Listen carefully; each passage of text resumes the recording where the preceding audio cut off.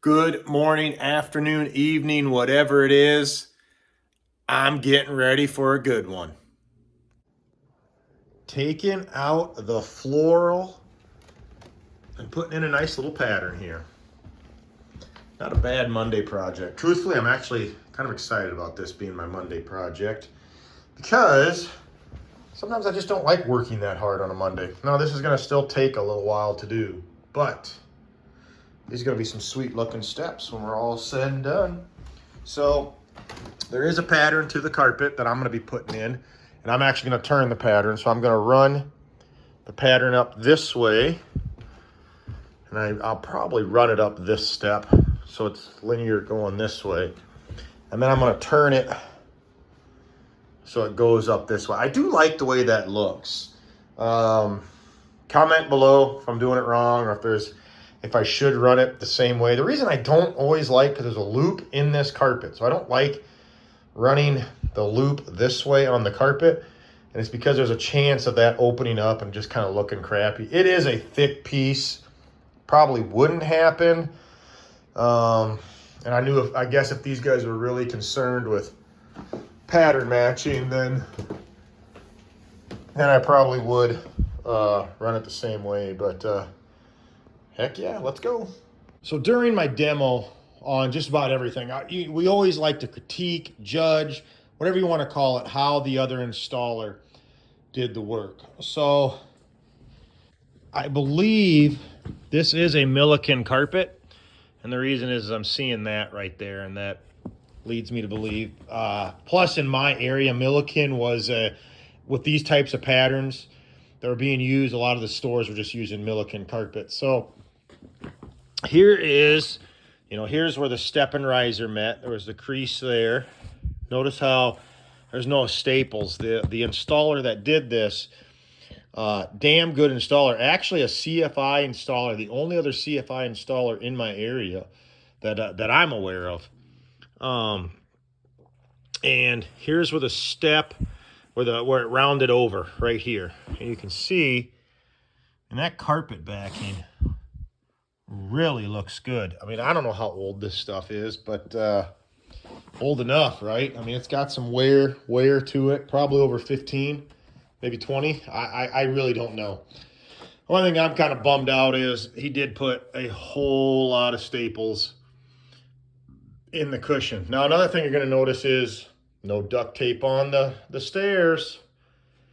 But I've always been one to say, if you use a good pad, and this is a carpenter cushion, 8-pound, and yeah, I can feel that it's not as dense, but you can see it's not just shredded, all torn apart. Now, it was probably not abused either, I guess. The steps, the install was still looking pretty good, so they weren't home alone sledding down these things. But all in all, the tack strip all looks good. I'm going to keep it. Look, everything looks great. The worst part's going to be is just taking out. I got to demo this cushion and scrape staples, but should go pretty quick. And then I'll start getting my cushion on. And I'm using a rebound. I'm going to use an 8-pound. Mine's from Future Foam, an 8-pound 3/8. I'm going to put on here. I am going to put duct tape on the nosing. I'll show you that here in a bit. Yeah, I just want to share this little process with you. So there's a billion staples in here. When you're putting cushion on, you can make the comment, do you really need to pull all those out? Can you just pull the fuzzy out and pound the staples in? And yes, the answer is yes, you can. Me, if I've got the time, it's one of them things with me and floor covering, is the process of doing it. I take a lot of pride in my process. Everybody does it different, and that's the best thing about it, is like there's more than one way to get to the right answer. But we all have our processes, and look at that, I missed one right there. We all have our process on how we want our jobs to look. And it's that sense of pride knowing that when I get done, there's no garbage left behind on these things. The steps are done. But what I'm doing first is I'm just going to go pull. I just take my hook knife, linoleum life, whatever you want to call it. Some of these that I can't get, I just get behind it and then pull that out and then just pull the staple. It takes time. Turn the radio on, jam out, do what you got to do. But that's my process. Then I'll go back with the scraper, which I'm not sure where I put it. There it is.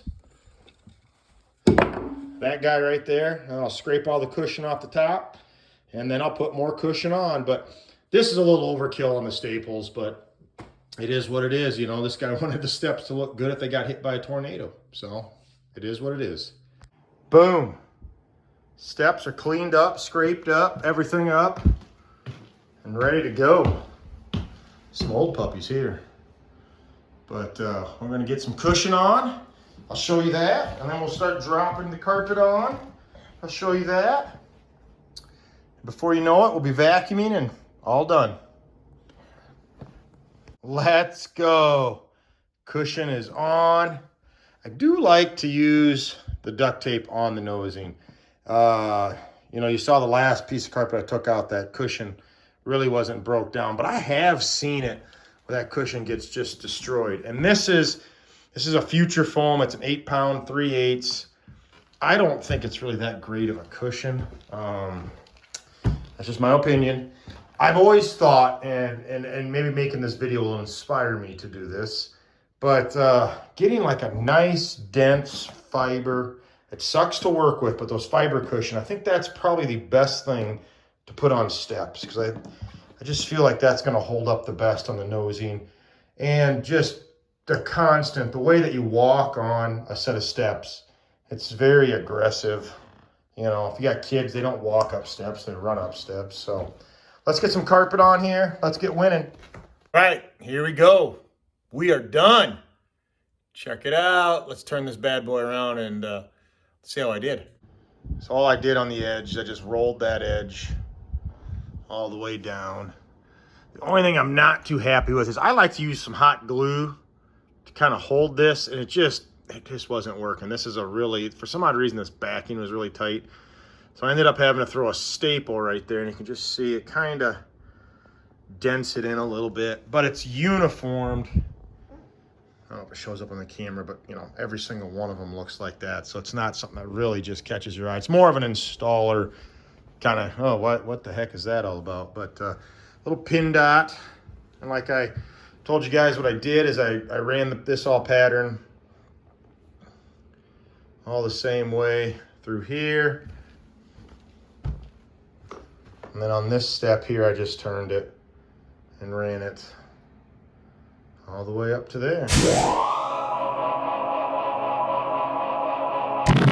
All right, guys, so thanks again for watching my video. Nothing amazing on this one, but hey, it's noon on a Monday. I can go do some book work and probably get out of the shop by 3 o'clock today. Have a good one.